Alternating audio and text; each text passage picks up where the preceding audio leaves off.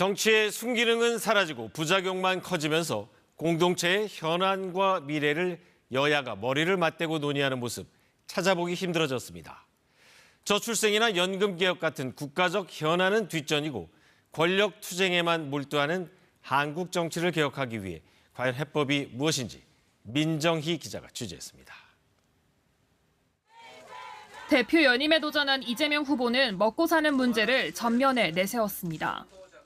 먹사니즘이 우리의 유일한 이데올로기입니다.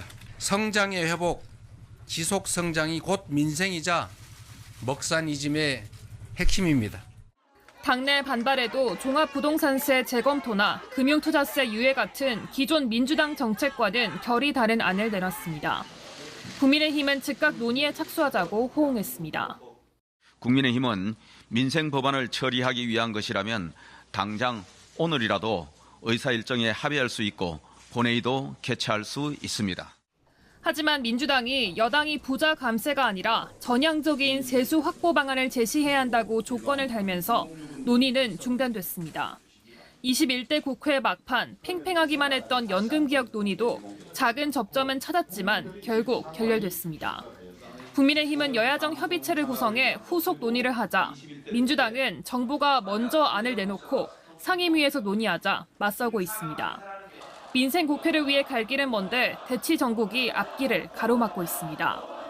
원로 정치인들은 상대를 적이 아니라 국정 동반자로 인정하라고 했습니다. 반대를 위한 반대가 아니라 국정의 핵심 축으로서 책임과 역할을 다하여야 합니다. 책임을 다하는 의회 권력만이 미래 권력을 보장받을 수 있습니다. 거대 야당과 우리 정부에 대해서 한번 묻고 싶어요. 협치를 위해서 내가 가진 어떤 권한을 내가 내려놓았는지 거기에 대해서 분명하게 대답을 하면 협치가 시작이 됩니다. 정쟁 중단을 선언하고 이견이 큰 쟁점 대신 시급한 민생 경제 법안부터 논의에 착수하는 것이 협치의 시작이 될 것이라고 조언했습니다. KBS 뉴스 민정입니다.